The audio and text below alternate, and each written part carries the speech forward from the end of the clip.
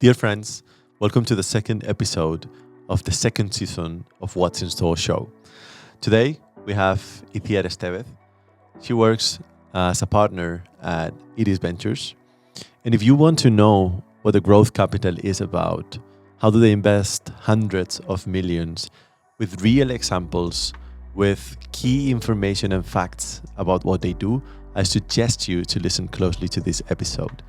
And for that, I will leave you with one sentence that was done in the interview. Very good investments are not obvious. Enjoy the rest of the show.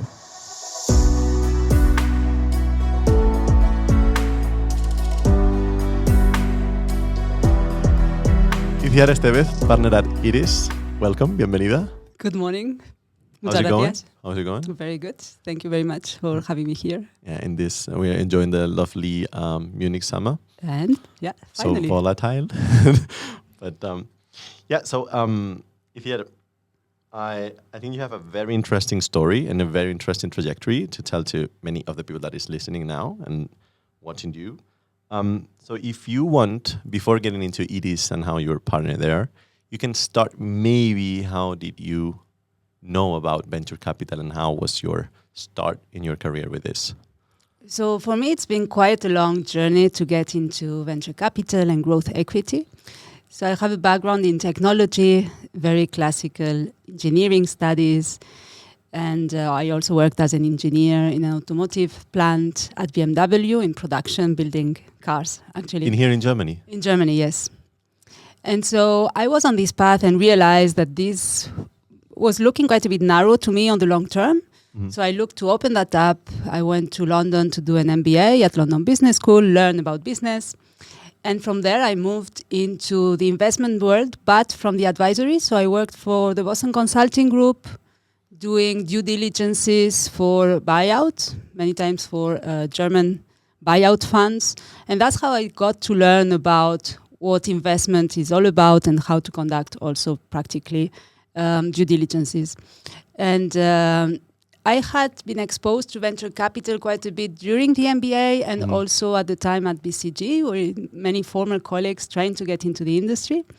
And I really liked the combination of technology and business. So I felt that was a pretty good match, but the industry was tiny at the time. And so I got the chance to be able to join. What's the year more or less? It was 2008. Yeah. Crisis and really an emerging industry in Europe. Yeah. So one that was not generating many openings and it was not so easy to time. But I got the chance to find a position at Siemens Venture Capital, and I found that the corporate venture angle was actually a nice entry point for me. Maybe not everything being new, having worked for a German corporate before. And it had many aspects that appealed me. So I was curious to learn more through this step. Okay, there are many interesting steps already, because this path I saw already in for example, in Matterwave. Yes. Robert did something similar when he was engineering. Also, I remember an automotive company. I don't remember which one, but BMW as well. BMW as well. Okay, a German company, and then transitioning the way you did. I'm just curious about how long the journeys at BCG were in this field of advisory for buyouts and everything. Is it because I can imagine the long hours and you have to stay up until X a.m. because you need to close a deal, blah, blah, blah, and it's not done, and you need thousands of documents. Was it that kind of job or not? So the private equity type of job was like this because your client is working in parallel, so that you are really under immense time pressure.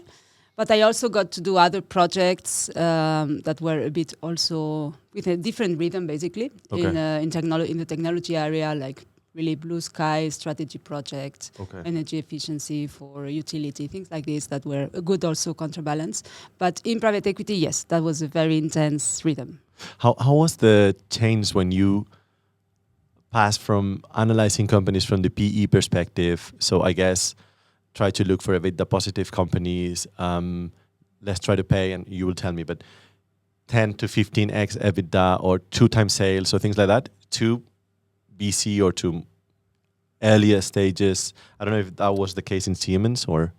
So the type of work that we were doing on the consulting side was commercial due diligence, commercial analysis with very specific objectives. So we had oftentimes primary and secondary research to conduct on a very well-defined niche. Okay. So we didn't have the full picture always about the transaction. Okay, it was really, we were in charge of one part of the due diligence. So in that respect, that was very different. I guess what was similar, though, is to try to understand and look into the future in areas that are not stable at all and that are evolving very fast. So this sense of, wow, it's a real challenge to time things properly. I think this has remained and has been confirmed afterwards. Yeah, and always like time in the market is always something that everyone's looking for. So you jump into Siemens and you start already in Siemens doing VC or CVC. There. Yeah, so that was really my school for venture capital. The type of work is very, very similar to what I do today. But I got the chance to work also with team members that were extremely experienced, that got to teach me a lot about this. And that's what I did for a period of 10 years, so a full fund cycle, which was also the objective, to really not only do investments, but make sure that all the investments were following. And that was, for me, that was the basis for the next step as well. I can imagine. And then I can also imagine that back then, not many corporate venture capitals were on, and not even VC was not that hot topic as is maybe right now. Do you have any insights of or about why Siemens started with this, and why did they decide, no, we should invest in some companies now? Yeah.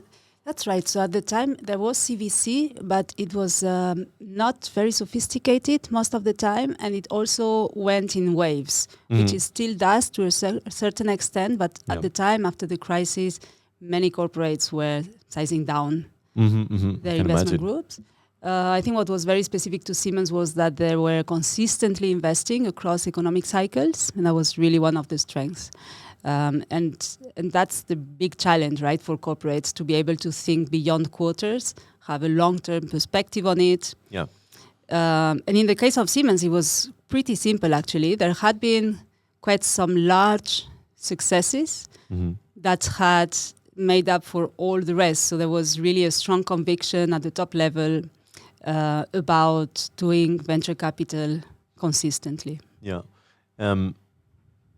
How difficult was it in 2008, 2009? Because also what you said, it resonates with what we do in Wayra and Telefonica. We always say a VC can have tougher times and softer times, but the key of the CVC, if you invest from the balance sheet, is that no matter what happens, we will remain. Because probably the company will remain, because there are large corporates that will remain.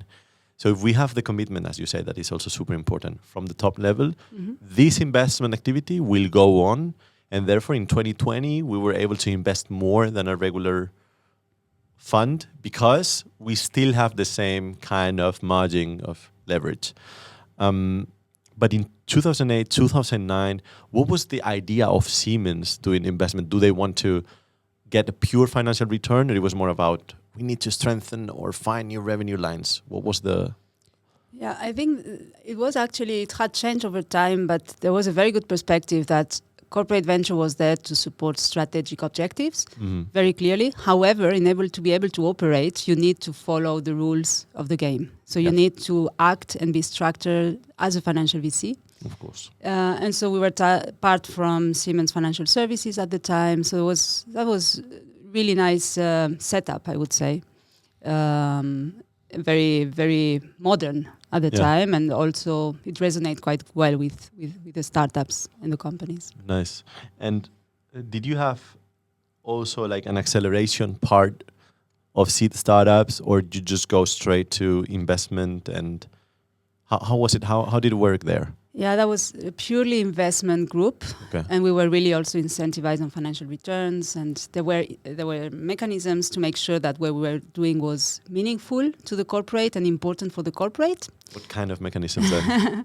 So basically, the source of the funds were coming partly from the Siemens Financial Services organization and partly from specific business units, so that it was treated as a customer.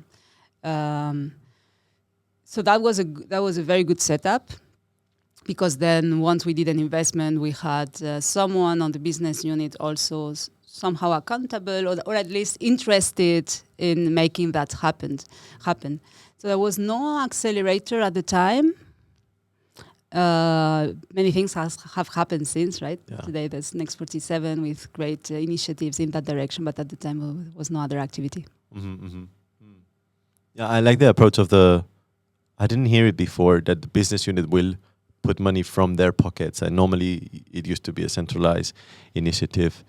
But it makes a lot of sense also to do that. And were you related to the M&A unit or that connection? We were working quite closely with M&A because the way I was seeing it at the time, and I think that was also the vision from the corporate, is that there are several strategic tools that are available to a corporate, one being the acquisition, the other one investment, some kind of partnerships or very different types of partnerships, or doing something by your own. And so in that spectrum, for us, it was very natural to collaborate with the M&A departments in different directions. So I remember one company that we wanted to invest in, that at the end it was so strategic that they bought it. Yeah. But more generally, just collaborating on exchanging about anything we know about startups, valuations, etc. made a lot of sense. Nice. And as you can imagine, I'm a bit biased to corporate venture capital, but I will stop asking you about Siemens already. But just one last thing that is not related straight to Siemens. I got the feeling that in general, the CVCs had a not great fame in the BC industry in general. I know we are tight sometimes in some of the things we do, or like our legal department, sometimes they do have troubles when they have to sign a CLA that refers to a shareholders agreement that is not signed yet, and we don't know what terms are going to be there. So I know some of our limitations, but what's your take? What do you think of? What's the feeling that you have from CVC today, 2024? So a lot of things have progressed, right? I think there were reasons to think like this years back when CVC was new, and you had to deal with people who were not always sophisticated in that area, and the whole structures were not set for that. But nowadays, I see less of an issue in that direction. I think companies know very well how to work with CVCs. We see many kind of financing rounds with several CVCs pulled together in a way that is very favorable to the company. So nowadays, I don't think there are really arguments to believe that CVCs are some kind of tier 2 investors or anything like that. So then we can jump to IRIS already if you want. Can you explain what you guys do at IRIS? Because you have two parts. You were telling me a little bit before. You have the bit more the early stage and the growth stage. Can you just explain what IRIS does? And just to explain also the jump. So I started to collaborate with IRIS already 7 years ago through a common investment company called BrainCube in the manufacturing analytics space, French company. I invested on the Next 47 side together with IRIS, and I was on the board of the company for quite some time. Actually, it recently exited to a private equity house a few months ago. Congrats. Thank you. So that was kind of one of the first touch points.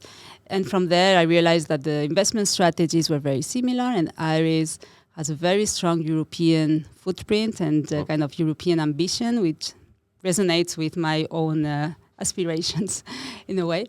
So IRIS is a venture capital and growth equity fund investing in technology across Europe. So we have two lines of activity. On the venture side, we invest mostly in German-speaking countries and in France, in seed and early stage.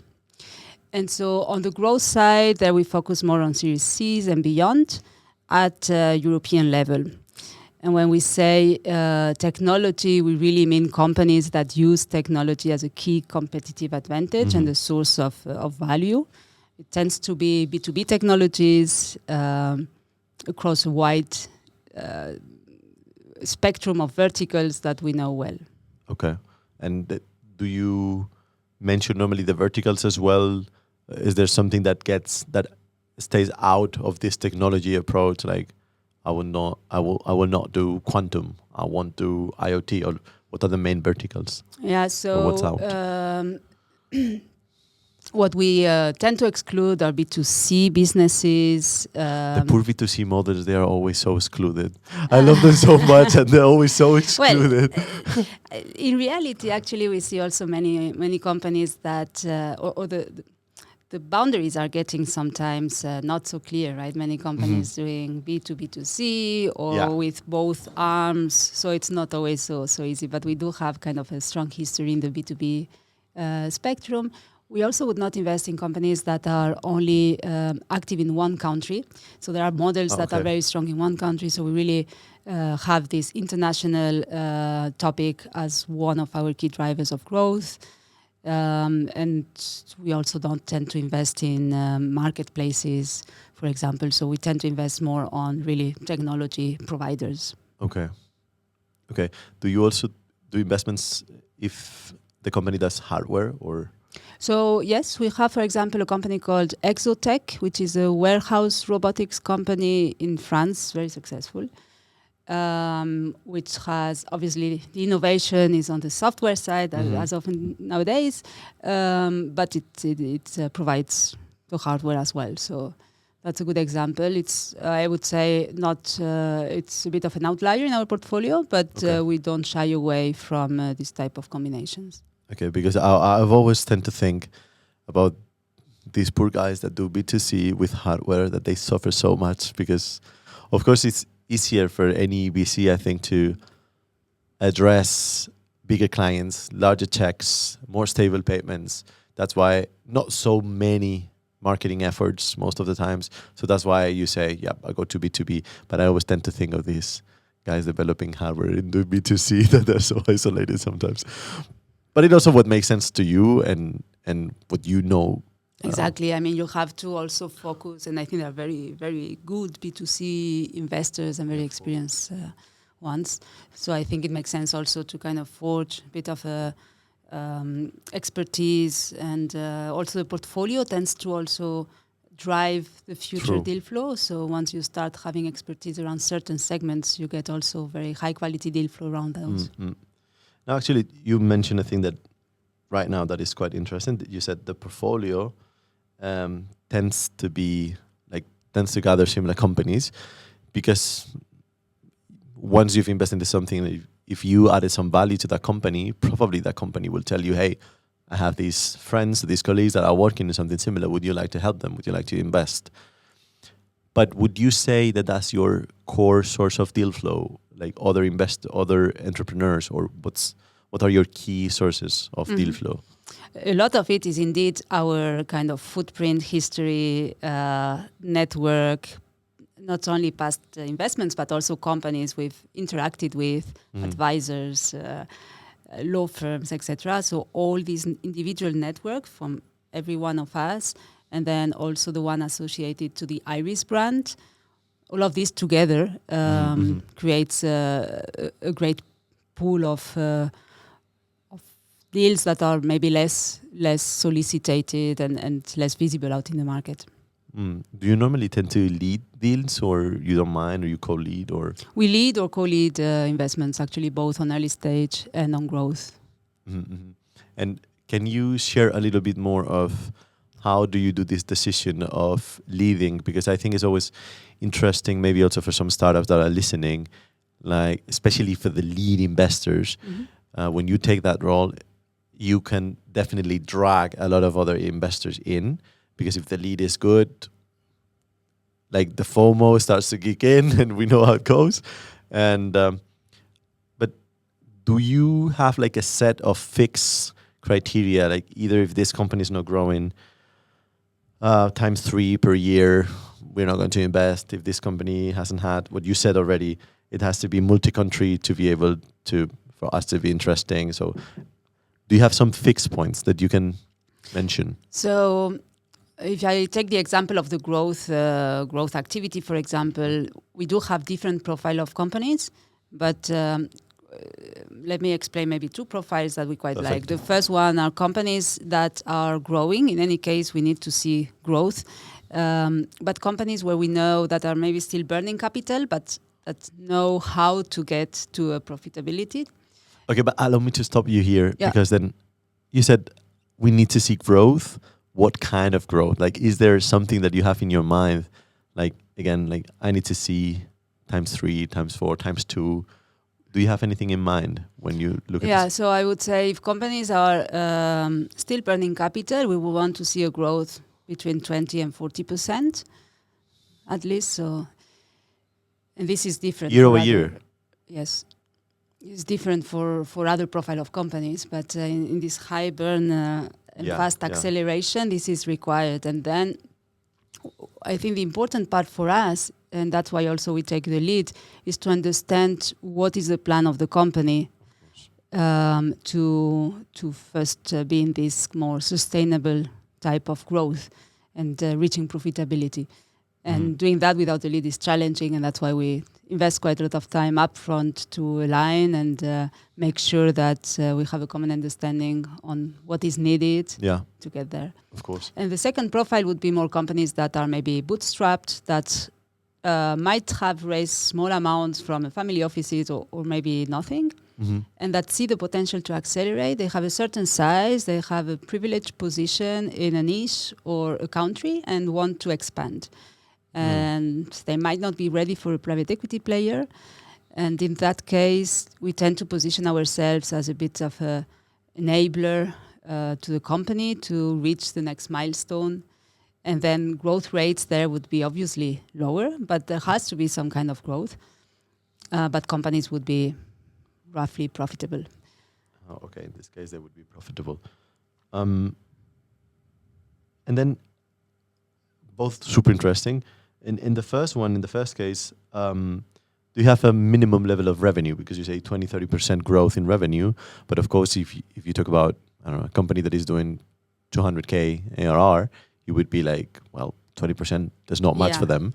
So are you expecting a level of revenue, or what is the level of revenue? So that I was thinking really in terms of growth capital, right? So somewhere around 10 or 20 million revenues. In early stages, so it depends a bit on the phase. So it has to match basically the stage of the company. We want to see, as many others, commercial traction, first revenues, and then depending on the type of company, this will vary. What does it mean? First revenues for each company can be different, but we need to see signs of commercial traction. Okay.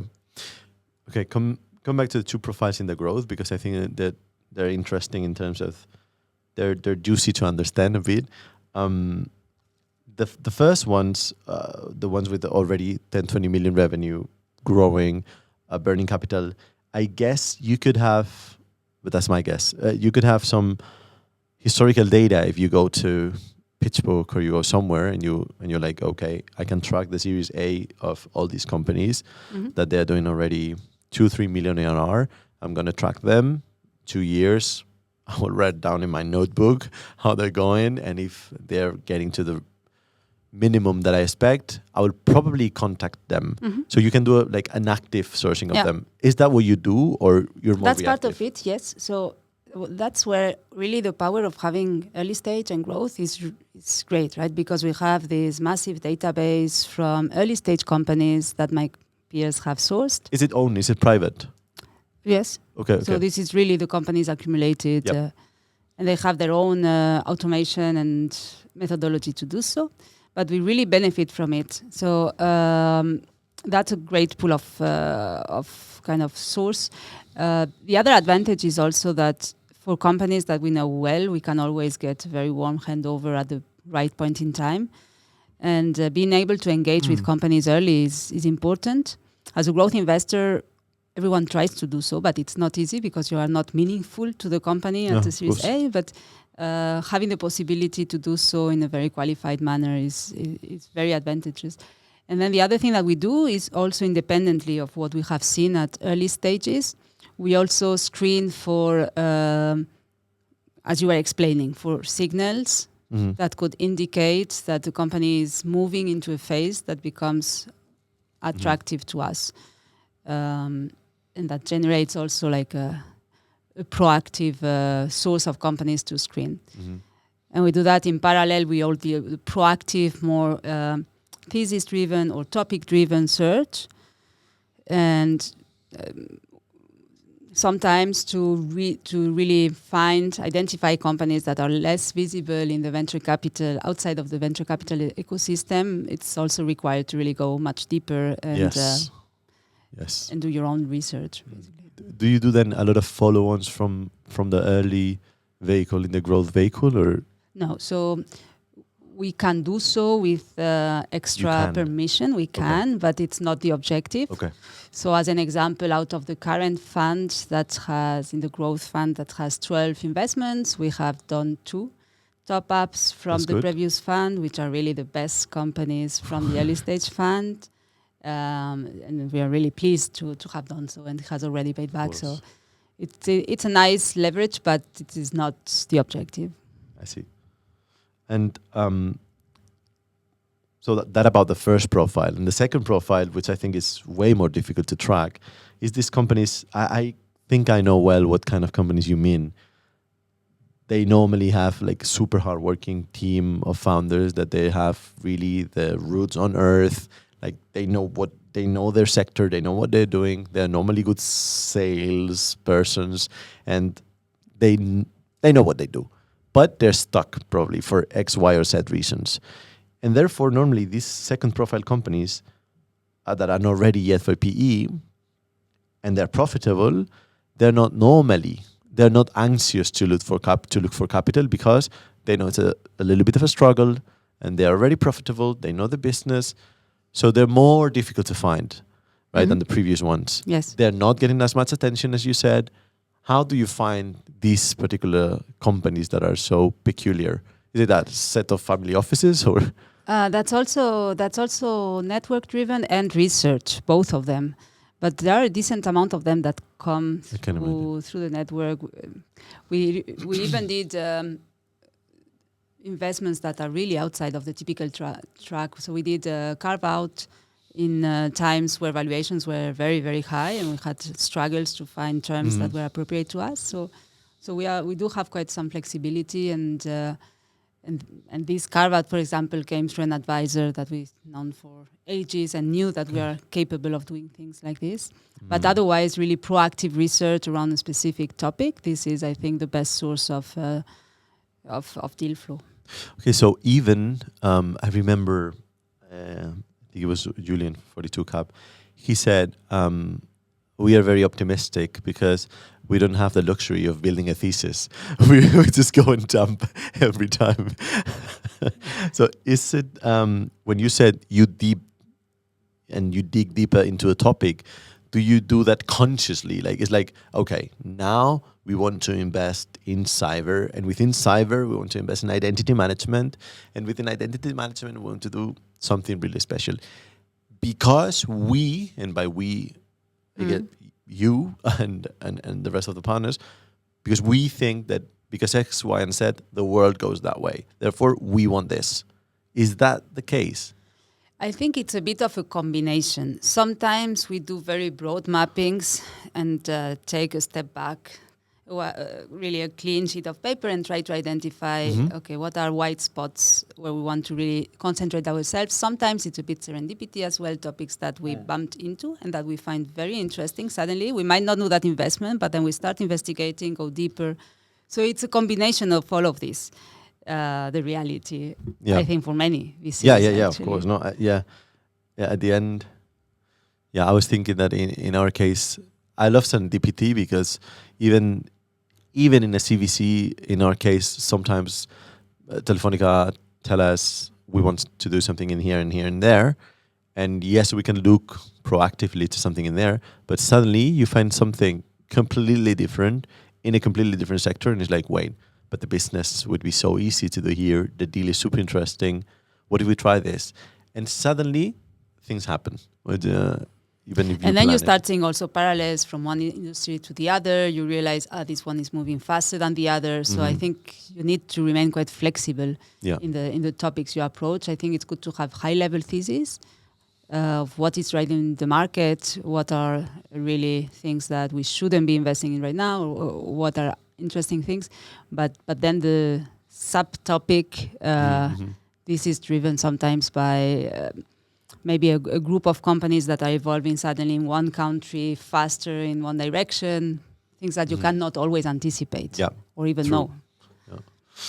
And then when you have the case that there's a company that for some reason more VCs are looking into it and you're one of them, what are your key USP kind of proposition to them? What are the things that Iris is doing that no one else is doing?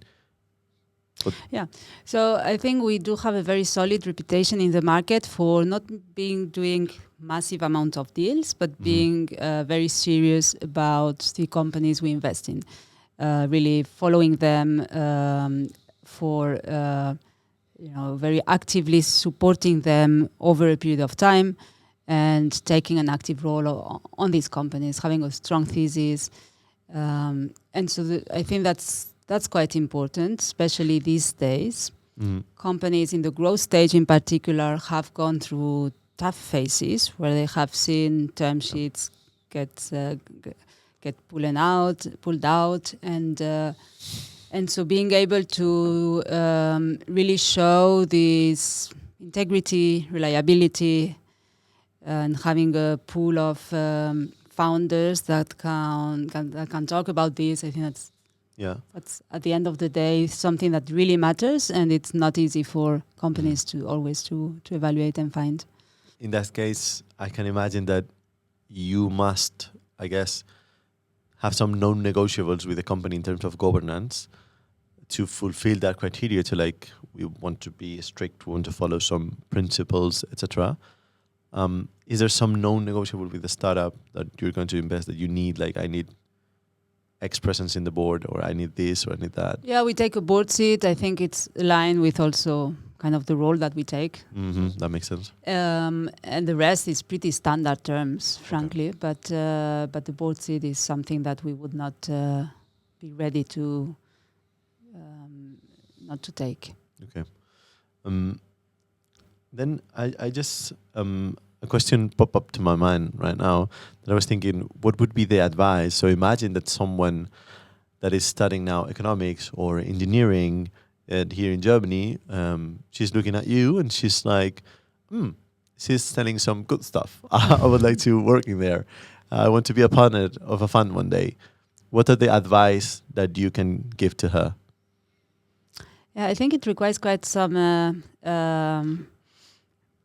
resilience and also conviction, no? And it's maybe not for everyone. I remember when I started, I thought it could be very challenging for me to be saying no all the time to startups and doing a lot of work that does not materialize, just to do one or two deals a year, right? You have to analyze. So I had many question marks in my mind. I thought that might not be for me. But then each time I look at the company, I managed to kind of really be super excited about it and take a new look at it. And even when I look at the same company 2 years later, again, I take a fresh look at it. So there's things like that basically need to match your personality and your satisfaction. What I like about the job is the technology part and the growth part. So we are dealing with bringing technology to market and also make just companies grow and expand. And so it's fascinating. Now, what advice could I give? I think it's to try it out quite seriously, to give also yourself time and not pretend to, it's not super interesting from day one, or it might not work, or you might have negative experiences, or you might be searching a lot and not finding the type of companies that you want to invest in. So I think you have to take some time to really evaluate whether this is a career path for you or not. Would you recommend also to try to do some business angel tickets early when you're young or something like that, or do you find it too risky? I think one should be really conscious of which asset class we are dealing with. So depending on your, I didn't have the luxury of being able to do so for sure. it's certainly a very good idea if it's within the type of risk that your personal finances can absorb, I guess. Yeah, makes sense. Makes sense. So then, of course, you said that the startup should fit you and the startup that you invest, etc. How can I say it? Like, what would be the perfect startup for Iris that if you hear about them today or you have a meeting and they pitch to you today, what's the perfect startup for you to invest in? I really don't think in terms of perfect startup, because all the startups we would be looking at will have gaps. So the question is the company, does the company have really a privileged position or starting point to be able to make up for it, compensate, go faster than others? I think there's no company will have solved all the issues that they have, not at all. So, and these really vary from company to company. So in one case, it might be in early stage. It tends to be more the founders sometimes who are really have a very special mindset, and that we want to back. On the growth stages, it can be the technology. It can be maybe the ability to adapt some kind of technology to very specific use case and industry, like this kind of domain expertise, combination of things. So it's very hard to kind of normalize and say this is the perfect investment. Normally, also, the very good investments are not obvious. Very good investments are not obvious. No, so when we've been looking back, some of our best investments were the ones that were more controversial among the team as well. And so that's why it's really not so easy to anticipate. I mean, of course, you can find many of the criteria being ticked, but then if the boxes are ticked, everyone sees it that way, and then it's also price matters, right? So this risk adjustment, I guess that's your best leverage. If you are able to better evaluate risks and mitigate risks, that's how we think, more than everything is sorted out and it's perfect already. Yeah, I think it's a great insight. Like, very good investments are not obvious, because sometimes I tend to think that there are some great investments, but it happens more in seed, I guess, like pre-Series A, that they have a lovely traction in the market. They're growing 200%, 300% year over year in revenue. They're burning, of course, but you see that they head to profitability. But the question normally is the team going to withstand the growth? Are they going to be able to expand to some of the countries, etc.? But in that case, that would be obvious. So the play is, how can I get there quicker than the rest of VCs? But what you're saying, it opens a different chance. It is like, no, you will not know. You can check all the marks, but therefore you're paying X. I'm not going to say any number, but X for the valuation. Therefore, and then who is going to pay that? Then when you get out, by the time you get out, maybe you will. But normally we also don't only bet on the growth. So as value driver, we also try to really improve either the business model or the economics, the underlying economics, right? Yeah. To generate value also beyond growth. So if we don't see that, it becomes hard on the growth space to really find attractive terms. Mm-hmm. So also, if you don't see where you can add value, you will not invest. Like, you think, if honestly these guys know everything about X and Y that I know very well, therefore they will not need my help, I will not help them grow. I was referring more to value creation. For example, let me give you a concrete example. We have helped companies, for example, evolve from a perpetual license model to cloud business. Okay, right? I see. So then it's not only about growing the business, but also really improving the value of those revenues. Now, if they can't do it on their own, would we invest? Yes, we would still invest. I think it's very rare not to need help in any area, so that's not a concern. But I meant more value creation beyond growth. I see. Now, going about different examples that you may have in your portfolio of companies that you were part of. It's better if it's already part of your portfolio at it is, but it necessarily doesn't need to be. So like some success stories that you saw the company grow and that you grew with it and you learned in the process, etc. Like the perfect case. Do you have anything in mind? Maybe one good example could be a company called Polarion that was in the area of application lifecycle management, so software to help develop software in the area also of embedded products. Okay. So that was a topic that was very critical for Siemens, and where we screened the market and identified this company that was bootstrapped. So that was from your time in Siemens? Yeah, that was from my time in Siemens, because success story takes some time to build up. Of course, especially in BC.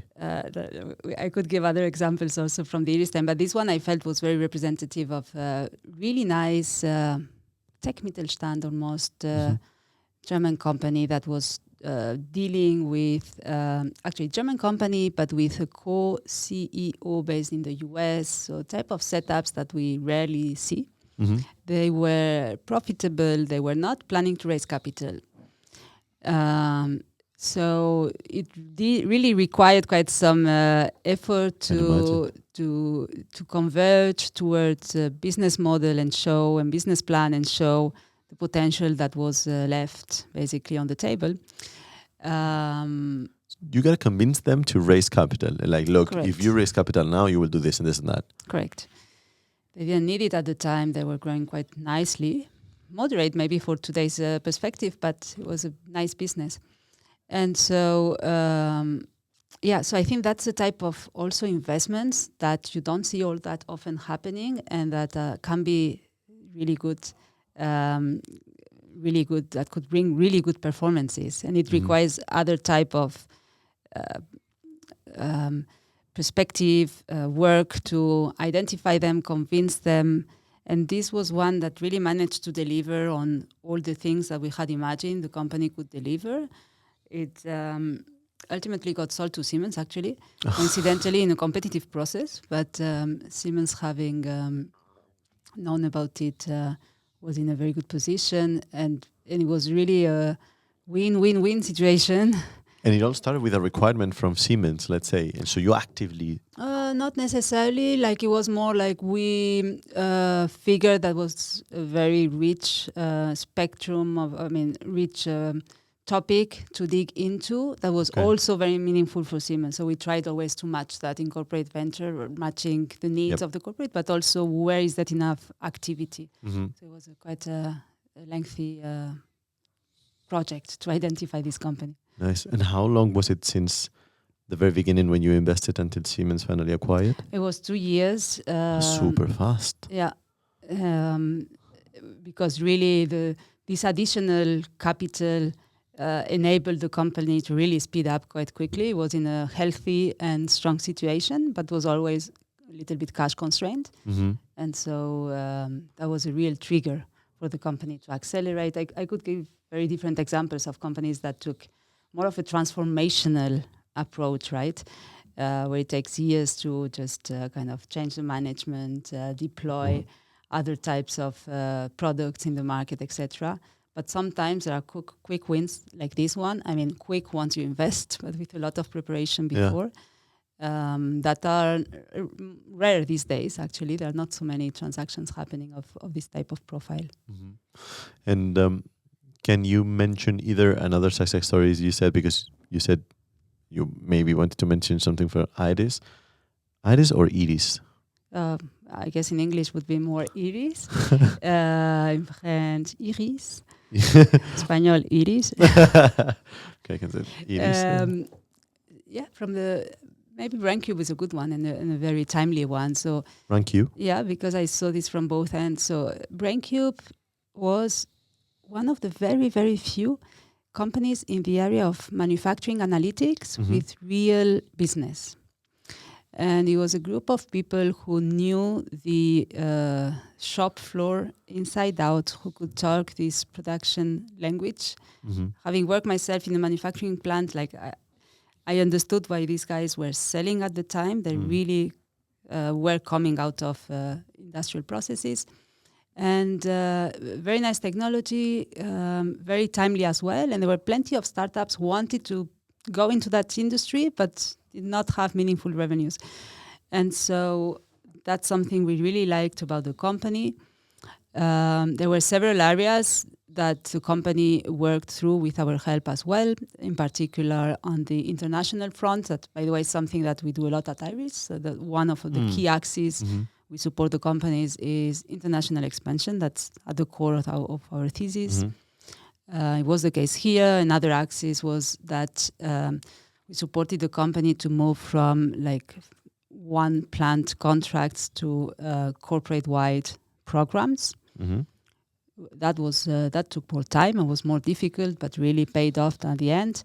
And even in a difficult year, I think the exit took place in 2023, we had a good exit in the market. So it shows that actually even in difficult times, you can sell good assets in a very good manner. And I want to pick on something you said. You help them a lot with international expansion. And I was wondering, do you do this with a BC as a service, BC as a platform, and you have 20, 50 mentors related to international expansion that took companies from one place to another? Do you do it yourself? Do you have someone specialized in the team? How do you act on this particular leverage? Yeah, it's very individual to each portfolio company. So we try to understand what does the company need in that point in time. We tend to do some of it ourselves if we can, if we are qualified for it. We also have a pool of advisors that we tap into, but it's very kind of individual mentoring and support that we bring. And the nature of it really varies, whether it is to try to help finding the first person in that geography, or if it is more about how to build a network of partners there. Whatever is needed, we try to pull all the triggers that we have to help the companies. I see. Okay, so do you use that it is the concept of BC as a platform then, or? So we don't have like an organization that provides services that they could buy from or request. No, it's more out of the investment team and broader network of advisors. Okay, I just realized that I skipped one question that I always try to do, and I forgot this time, and it was about the origin of Iris. Like, yes. Why was it created? Who are the LPs at the beginning? If it's information that you can disclose, sure. Of course. So Iris was created over 30 years ago. Okay, it was a spin-out from Caisse des Dépôts in France. That's why you still have the France, because when you said that region and France. Yeah, so originally, Iris is coming from France, okay, but from the beginning, there was a very Franco-German angle to it. I see. So it started like this. Actually, it's nice that you ask, because Iris had many different type of lives and cycles. It evolved quite rapidly towards like a multi-corporate type of fund almost, with the support, among others, of Orange and Publicis, and then expanding into others, corporate Valeo is an investor, Bridgestone. Yeah, so all of them very wide-known companies. Yeah, a Valeo, French bank, Publicis, so quite a wide spectrum, and lately more institutional investors as well, or more insurers, etc. So it has been quite a journey. The two founders actually retired a few years ago. There was a generational change, and I joined a bit ahead of this generational change in preparation of that, where a group of existing partners and some new ones, we bought out basically the two original founders. So it's a bit of a renewed Iris that started now a couple of years ago. Nice. And how many funds then have you raised so far? Do you classify it? Because at the beginning, I guess it was a little bit different if you have a multi-corporate. Yeah, we don't go all the way back, but we talk now about the last venture fund that was raised in December. We call it Iris Venture 4. Okay. And the next growth fund will be Iris Growth 5. Okay. And how big is the asset under management in general? It's 700 million, roughly, assets under management at the moment. Nice. Okay, yeah, because I normally ask this at the beginning, but for some reason I didn't. Maybe because we got a bit lost with your trajectory in the different. Yeah, no, it's Iris was one of the early growth investors in France, one of the very first ones. It's one that has not on the trajectory of growing massive amounts of funds, but has stayed very loyal to the trajectory, the strategy. And that has now seen this renewed setup. I see. Which is quite an exciting time, actually, in the history of our fund. Nice. Happy for you, I guess, to be part of it as well, because it has to be a pretty special moment to arrive also to a fund where you see the generational change and everything. It seems quite interesting. Yeah, it's really a milestone, actually. It's something that requires a lot of preparation. So this was prepared since 2017. With a very clear schedule and so on. And I get approached by many other GPs that ask me about, how did you get there? What are the challenges? Because in Europe now we are starting to see many funds reaching that phase of generational transition. And some of them very sadly also decide to stop because they don't sort that out. So yeah, it's very important to have made that step. Maybe we need to do, because I was thinking of doing some workshop sessions related to this, to what's in store, but more operational, let's say. And I think that experience would be super valuable. That's a nice topic. Yeah, yes. Yeah. I'll let that write down in here. Generational transition or something, generational change. I think it's super interesting. Okay. So coming back to the startups and the success stories. So you mentioned a couple, Polarion and BrainCube. Do you want to talk about some failures too? Yeah, I can mention one, for example, which is not a complete failure in all dimensions, but a failure in the respect that it should have been a bigger success. Okay. A company called ThinkStep in the area of sustainability software. So they had a software where you could understand the sustainability footprint of a car, for example. Okay. And also of a corporate. Very sophisticated technology, but really ahead of its time. And we invested in 2010 in a company that was at growth stage, with a very, very bright future ahead of itself, but just a market that took very long to pick up. So the company had to adjust multiple times, and then the windows also for exit were very difficult to time and very narrow. So we made some money on it, but something like this that we see today, the same company today would be really of tremendous value, right? But it was just very early, and after our cycle was over, which is very long, and we were patient and supported also a lot the company actually at the time, and did very nice milestones. But just if the market is not there, you cannot make a miracle out of it. So yeah, for me that was really the big learning on the timing part. Yeah, but let's say what I mean, but metrics you follow there to know for us, it was not the big success that we had aspired to. For the company, it's actually a company is doing very well as part of a bigger now PE-owned group. So it really found a fantastic home, and so for the technology part and also for the company, it's a brilliant trajectory. But as an investor, I think it was just too early as an investment. And all of this interview, we've been talking about the investor and your investor side. But if you have to abandon your investment career and you have to build from scratch a completely different new idea, startup now, do you have an idea of what will you build right now with the knowledge you have, the network you have? Yeah, I think so. I think that different profiles of a person, my observation over the last years, there are those that have this one idea they know they want to implement. I'm more in the category of those who jump on ideas that might be quite early and quite unproven and so on. But I'm more this type of person. So I don't have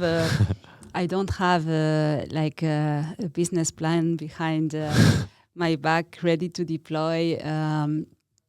No, but I think in the area of enterprise technologies, it's really fast acceleration taking place of really the next generation of automation across functions, across industries.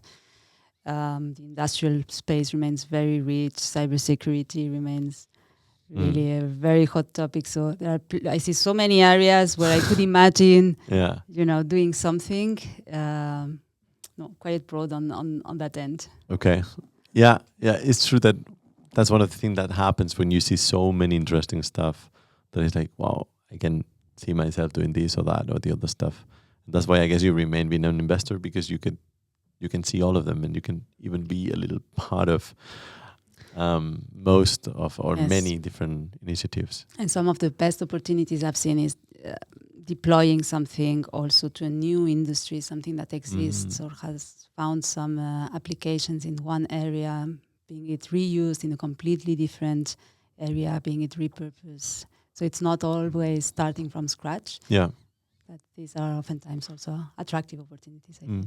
Also, if you take a company that is like 5 million revenue to 50 million revenue, like you started from scratch and you build a 45 million company, especially if they're stuck in the 5 million or whatever is the revenue. It's like not building, but sometimes it's even more difficult to get a company that is stuck and make it move faster than to do something from scratch. And then like linked with this, if normally at the end of the interview, we always do this, and as we try to look at the future and look at the trends in the future, look at how the future will look like. And you just mentioned right now, very subtle, this interconnection between different disciplines or different technologies being applied to several industries. But would you dare to give an overview on some trends that you like to see in the future, or that you will dig deeper in the future, that will be maybe trendy in the future? I think you summarized it well. It's really opportunities that emerge at the intersection of several trends that I find particularly interesting. And I can give you the example of a recent investment that we did in Redpoints, actually a Spanish company, which is focusing on, it's a mix of cybersecurity applied to the e-commerce technology stack, but also data governance. So these type of combinations where you see many different hot industries coming together, I think these are things that I found particularly interesting. So no, I would not dare to start giving. I have a long list of special topics that we see up and coming, but I would leave it for the next maybe podcast. Okay, perfect. Then I think that's the perfect end. Unless there's something else you're missing, and something else that you want to say. No, thank you very much. It was a lovely conversation and a great initiative also. No, thank you. To help a bit explain our industry and give some examples. Without people like you, I won't be able to do it. So thanks to you. Muchas gracias. See you in the next one. Ciao.